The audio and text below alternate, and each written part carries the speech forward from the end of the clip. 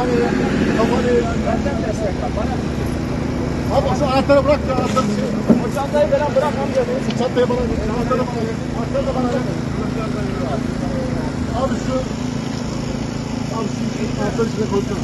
Sadece olur mu abi? Abi şöyle koyalım. Tamam başla başla. Elin ağrıyor mu?